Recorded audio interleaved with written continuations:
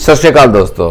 अभी of late ना कुछ ऐसी रिक्वेस्ट आ रही हैं कि कोलेस्ट्रॉल और ट्राइग्लिसराइड्स ये दो चीज़ें बहुत तंग कर रही हैं कुछ ऐसे पेशेंट्स में, जैसे कि ना कोलेस्ट्रॉल और ट्राइग्लिसराइड्स बहुत ज़्यादा बढ़ गया है। लेकिन रिक्वेस्ट क्या आई है कि दिक्कत ये है कि वो लोग एलोपैथिक ड्रग्स नहीं लेना चाहते, कन्वेंशनल मेडिसिन नहीं लेना चाहते, स्टैटिन्स नहीं लेना चाहते क्योंकि साइड इफ़ेक्ट्स जुड़े हुए हैं। और सच भी है, कुछ ना रेगुलर यूज़ करें स्टैटिन्स के, तो लगातार यूज़ करने से कुछ काफ़ी हद तक उसके साइड इफ़ेक्ट्स देखने में आते हैं।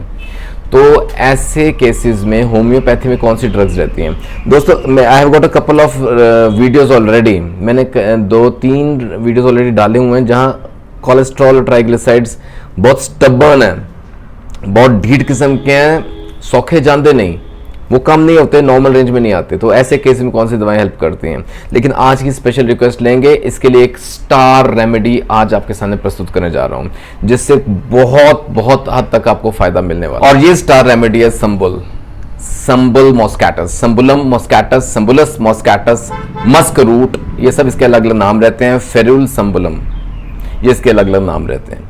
ये एक पौधा है, इसके जड़ों से तैयार की जाती है, द रूट्स, उसको ड्राई करके ना सुखा के पाउडर फॉर्म में करके उससे मदर टिंचर तैयार किया जाता है। बहुत इंपॉर्टेंट दवा है specially for these kind of cases जो आज की रिक्वेस्ट आई है, for high cholesterol, high triglycerides, यानी कि लिपिड प्रोफाइल बिगड़ा हुआ है कह लें। ठीक है, जो कन्वेंशनल ड्रग्स नहीं लेना चाहते ना, टेक संबुलम।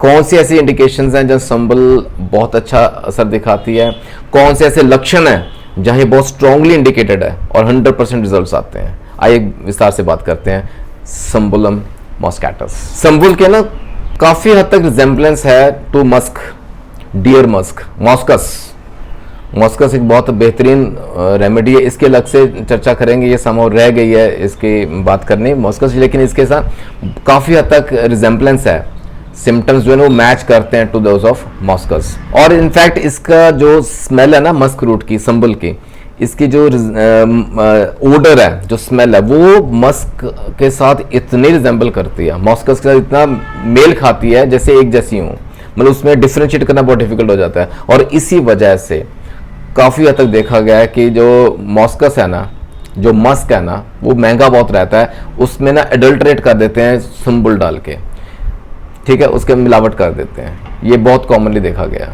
आइए let us come to the point. कौन से ऐसे किस प्रकार के लोग रहते हैं, किस प्रकार के पेशेंट्स होंगे, यानी कौन से इंडिकेशंस में कौन से लोगों को संबुल बहुत असर करेगी। ठीक है, पहला याद रखिएगा, हाई कोलेस्ट्रॉल, हाई ट्राइग्लिसराइड्स तो आ गए हैं, लेकिन पेशेंट प्रोफाइल किस प्रकार का होगा वो समझिएगा। अगर तो प्रोफाइल मैच करता है ना, सेम टू सेम प्रोफाइल है, तो संबुल जैसी दवा नहीं, दैट इज फॉर श्योर, ये स्टार रेमेडी रहेगी। ठीक है, आइए बात करते हैं किस प्रकार का पेशेंट रहेगा। ये स्ट्रांगली इंडिकेटेड है कौन से केसेस में? Nervous, irritable, sleepless, emotional, hysterical. ठीक है, ये 5 शब्दों का प्रयोग किया मैंने। ये बेसिक प्रोफाइल है उस पेशेंट की, उस बंदे की। अगर इस प्रकार का पेशेंट है, आई रिपीट, अगर वो बंदा नर्वस है, ठीक है, वो इरिटेबल है, चिड़चिड़ापन बहुत ज्यादा है, वो हिस्टेरिकल है, बहुत जल्दी एंग्शियस हो जाता है, रेस्टलेस हो जाता है, ठीक है, और इमोशनल है और स्लीपलेस है, ठीक है, नींद की दिक्कत रहती है। ये 4-5 चीजों में ना तकरीबन ये रेमेडी कवर हो गई है। आइए खुल के बात करते हैं। अब बंदा अगर इमोशनल रहेगा, थोड़ा सा नर्वस रहेगा, वो थोड़ा हिस्टेरिकल रहेगा, एंग्शियस रहेगा, एंग्जाइटी लेवल रहती है। कई बार आपने देखा होगा ऐसे लोग होते हैं जैसे ना बहुत रेस्टलेस हो जाते हैं, दे आर वेरी कंसर्न्ड, वो बार बार अपनी रिपोर्ट देखते रहेंगे कि मेरा कोलेस्ट्रॉल बढ़ गया, बहुत ज़्यादा बढ़ गया, क्या होगा, कहीं हार्ट की प्रॉब्लम ना हो जाए, कहीं किसी दिन हार्ट अटैक से मैं मर ना जाऊं। यानी कि ये जंप टू कंक्लूजन्स, नतीजा अपने आप निकाल लेते हैं, तुरंत निकाल लेते हैं, और नेगेटिविटी बहुत ज़्यादा है। इस प्रकार के पेशेंट्स में ये दवा काम करे। और ऐसे बंदे ना इमोशनल होते हैं, थोड़े से नर्वस होते हैं, घबराहट रहती है उनके अंदर, ठीक है, खुल के बात नहीं कर पाएंगे, राइट, और इस वजह से ना उनको चिड़चिड़ापन भी रहता है, इरिटेट जल्दी हो जाते हैं, और इस प्रकार का माइंडसेट दिन भर रहेगा तो रात को नींद आने में दिक्कत रहेगी, इनसोम्निया रहेगा, राइट। अब इस तरह का माइंडसेट होता है पेशेंट का, इस तरह का माइंड सिम्टम्स कह लें, ये बेसिक प्रोफाइल होता है पेशेंट का जहाँ संबल बहुत अच्छा काम करेगी। Know keep this thing in mind, इसको माइंड में रखते, इसको दिमाग में रखते हुए ना आइए इंडिकेशंस की बात करते हैं, सिम्टम्स की बात करते हैं जहाँ संबल बहुत अच्छा रिजल्ट देती है। सबसे पहले फॉरमोस्ट बात करेंगे जो prominent symptom, that is functional cardiac disorders.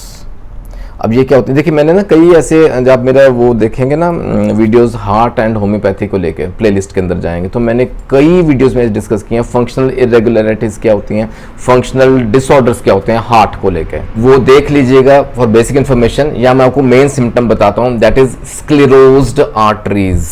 बहुत चुनिंदा शब्दों का प्रयोग करूंगा, ध्यान से सुनिएगा, इनको जहन में रखिएगा, ठीक है। स्क्लेरोज्ड आर्टरीज माने आर्टरीज जो कि स्क्लेरोज हो गई हैं। इसमें ना आपने you come across this word before, atherosclerosis, ठीक है। ये मैंने एक्सप्लेन किया हुआ है कि एथेरोस्क्लेरोसिस क्या होता है, आर्टेरियोस्क्लेरोसिस क्या होता है, उनमें आपस में फर्क क्या रहता है। इन शॉर्ट बताऊं, atherosclerosis is a kind of arteriosclerosis, basically उसका एक तरह का एक is kind of that arteriosclerosis, जिसमें ना जो आर्टरीज की इनर वॉल्स है ना, अंदर की जो वॉल्स है ना वो सख्त हो जाती हैं, वो हार्ड हो जाती हैं, और अगर उनमें प्लाक जमना शुरू हो गया ना, दैट इज एथेरोस्क्लेरोसिस, ठीक है। और ये कब होगा, ये क्यों होगा, ये as a result of prolong या क्रॉनिक कोलेस्ट्रॉल ज़्यादा रह रहा है, ट्राइग्लिसराइड ज़्यादा रहे हैं, क्योंकि ज़्यादातर ये कोलेस्ट्रॉल का ये जमा प्लाक होता है, वो तंग करता है, वो आगे जाके तंग करता है, ठीक है। तो एग्जैक्टली स्पीकिंग स्क्लेरोज्ड आर्टरीज अगर हैं तो संबुल जैसी दवा नहीं। और ये दवा कहाँ बहुत बेहतरीन रोल अदा करते हैं, इन केसेस ऑफ फीमेल्स, महिलाओं में जहां वो मीनोपॉज टच कर चुकी हैं और मीनोपॉज की वजह से मीनोपॉजल फ्लशिंग्स होती हैं, मीनोपॉजल फ्लशेस होती हैं। कई बार आपने देखोगे ना, जैसे बहुत सेक निकल रहा है, स्वेटिंग बहुत ज़्यादा हो रही है महिलाओं में एट मीनोपॉज, तो ऐसे केसेस में भी संबुल काम आती है। फिर दमे की शिकायत है, एज़मा बोलते हैं हम इसमें, आगे मैं आपको और बताऊंगा detail. Cardiac asthma, that is a very particular symptom, cardiac asthma. Heart को लेके सांस लेने में दिक्कत रहती है because of underlying heart condition, ठीक है, कार्डियक एज़मा। इसके ऊपर भी अलग से वीडियो देख लीजिएगा, यहाँ भी संबुल काम आती है। फिर इसमें ना पेशेंट में ना न्यूरैल्जिया के सिम्टम्स भी आते हैं, नसों में दर्द रहता है और नंबनेस है, सुनपन है, और ये जो सब सिम्टम्स है मोस्टली ये लेफ्ट साइडेड है, ये बड़ा इंपॉर्टेंट है, ये ध्यान से समझिएगा। इसके जो सिम्टम्स हैं मोस्टली लेफ्ट साइडेड सिम्टम्स हैं, बायां तरफ जो है ना बॉडी का वो ज़्यादा अफेक्ट होता है as per to the right side, दाहिने को कंपेयर करें तो, ठीक है। नंबनेस है, न्यूरैल्जिया है, पेन के सिम्टम्स हैं, बाईं तरफ ज़्यादा रहेगा। और इनसोम्निया मैंने बताया आपको, स्लीपलेसनेस, नींद की दिक्कत रहती है ऐसे पेशेंट को, वो माइंड सिम्टम्स माइंड में रखिएगा, ठीक है। आइए और बात करते हैं संबुल के। अब न्यूरैल्जिया की बात की है, महिलाओं में ना मेनोपॉजल फ्लशिंग्स मैंने बताया आपको वहाँ, देन ओवेरियन न्यूरैल्जिया यानी कि नसों में दर्द, ओवरी की नसों में दर्द, ओवरी के साइड में, और वो भी लेफ्ट साइडेड, राइट। और अगर साथ में यूट्रस में भी पेन हो रही है, दर्द रह रहा है, वो भी लेफ्ट साइडेड रहेगा, यानी कि सब लेफ्ट साइडेड सिम्टम्स हैं। एब्डोमेन में महिला के बाएं तरफ में दर्द के सिम्टम उभरते हैं, वो ओवरी में दर्द हो सकता है, वो यूट्रस में दर्द हो सकता है। बहुत इंपॉर्टेंट है, ये हार्ट के सिम्टम्स समझते हैं। Very important is nervous palpitations. अब बंदे का टेम्परामेंट किस प्रकार का है हमने देख लिया, उसका माइंडसेट किस प्रकार का है, वो नर्वस है, वो इरिटेबल है, वो एंग्शियस है, ठीक है, वो चिड़चिड़ा रहता है। अब इस सब की वजह से उसको पैल्पिटेशंस होती हैं, कुछ ऐसा हो गया उसके दिमाग में, ऐसे घर कर गई बात, वो पैल्पिटेशंस हो जाएंगी because of thinking about it, यानी कि वो अपने सिम्टम्स के बारे में सोचेगा तो वो एग्रेवेट हो जाते हैं सिम्टम्स, याद रखिएगा। या लीस्ट एक्सर्शन, थोड़ा सा एक्सर्ट किया ना, फिजिकल एक्सर्शन हुई, कुछ एक्टिव मूवमेंट हुई उस बंदे की, कुछ एक्टिव एक्सरसाइज की उसने, पैल्पिटेशन शुरू हो गई हैं वहाँ। And third is menopausal as में, मेनोपॉज में आकर महिलाओं के ये पैल्पिटेशंस अक्सर देखने में आती हैं। तो ये अगर तीन कंडीशंस की वजह से पैल्पिटेशंस होती हैं, संबुल is the drug of choice. और याद रखिए इसका बेसिक जो है ना की इंडिकेशन वो है बीपी बढ़ता है, हाइपरटेंशन रहती है। क्यों, कारण क्या है, पीछे की स्टोरी क्या है, बिकॉज ऑफ आर्टेरियोस्क्लेरोसिस, वो मैंने आपको बताया, ठीक है। अब आर्टेरियोस्क्लेरोसिस हो रहा है, अंदर आर्टरीज सख्त हो रही हैं, it can lead to atherosclerosis, अंदर प्लाक भी बन सकता है क्योंकि कोलेस्ट्रॉल बढ़ रहा है, बेसिकली ट्राइग्लिसराइड्स बढ़ रहे हैं। इस सब की वजह से जो बीपी है वो बढ़ना शुरू हो गया। अगर आपको बीपी रेगुलर मॉनिटर करेंगे, it will come on higher side, वो बढ़ता ही आएगा। ठीक है, तो ये बड़ा इंपॉर्टेंट इसका की इंडिकेशन है, हाइपरटेंशन ड्यू टू आर्टेरियोस्क्लेरोसिस। ऐसे केसेस में जो बायां, मैंने बताया लेफ्ट साइडेड है इंडिकेशंस, जो बाई बाजू है, कंधा, बाजू, the back, the left sided chest also, यहां हैवीनेस महसूस करेगा, यहां सुनपन हो सकता है, नंबनेस हो सकती है, यहां पेन का सिम्टम आएगा, दर्द होगा और वेरीनेस रहेगी, थकान रहेगी। इस पार्ट में ना जैसे इस एरिया में जान ही नहीं है, इस प्रकार के सिम्टम्स आएंगे। रिमेंबर लेफ्ट साइडेड, ठीक है, संबुल काम आएगी। और चूंकि बंदा एंग्शियस है, नर्वस है, टेम्परामेंट इस प्रकार का है, वो जितना इसके बारे में सोचते हैं एंग्जाइटी की वजह से ये सिम्टम्स और बिगड़ जाते हैं। ये सिम्टम्स आते हैं उसको, लेकिन एग्रेवेट हो जाते हैं because of thinking about the symptoms. ऐसे लक्षणों के बारे में वो सोचेगा, बार बार सोचेगा, नेगेटिव ख्याल आएंगे, ये सिम्टम्स और बिगड़ जाएंगे, लक्षण और बिगड़ जाएंगे, संबुल काम आएगी। तो फाइनली मोडालिटीज इसके निकल आती हैं ड्रग पिक्चर में।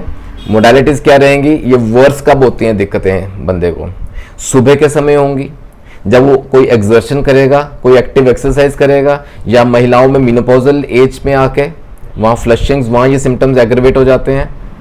और सिम्टम्स लेफ्ट साइडेड हैं, सुबह के वक्त मैंने बताया ज़्यादा हो जाते हैं। अच्छा, उनके बारे में ज़्यादा सोचेगा तो और बिगड़ेंगे। ठीक है, ये इसकी सिंपल मोडालिटी। और दिक्कतें बढ़ती हैं फ्रॉम कोल्ड, ठंडी की वजह से, राइट। तो ये कुल मिला के सिम्टम्स रहते हैं जहाँ संबुल बहुत अच्छा रोल अदा करती है। ये तीन प्रमुख मैं आपको बताऊं to wind up today's talk. First is hypertension due to arteriosclerosis, arteriosclerosis की वजह से बीपी बढ़ता है। ठीक है, सेकेंडली हाई कोलेस्ट्रॉल है, हाई ट्राइग्लिसराइड्स हैं, कंट्रोल नहीं हो रहे हैं, कन्वेंशनल मेडिसिन नहीं लेना चाहते हैं बिकॉज ऑफ साइड इफेक्ट्स। ये माइंड में हमारे घुस चुका है, ये हमारे विचार हैं। ठीक है, एंड थर्डली मैं एक और बात बताऊं आपको बिफोर एंडिंग। कई बार इको की कराते हैं ना टेस्ट, इकोकार्डियोग्राफ, तो उसके अंदर आता है कि आपकी इजेक्शन फ्रैक्शन लो हो गई है, किसी कारण से हो सकती है, वैल्वुलर इनसफिशिएंसी की वजह से, या लंबा चल रहा है ये हार्ट का सिम्टम्स, उस वजह से हार्ट की पंपिंग जो है वो कम हो गई है। इजेक्शन फ्रैक्शन बोलते हैं, right, LVEF, left ventricular ejection fraction, वो भी इंप्रूव होती है अगर आप संबुल देते हो ऐसे सब्जेक्ट्स में, ऐसे केसेस में, ऐसे पेशेंट्स को।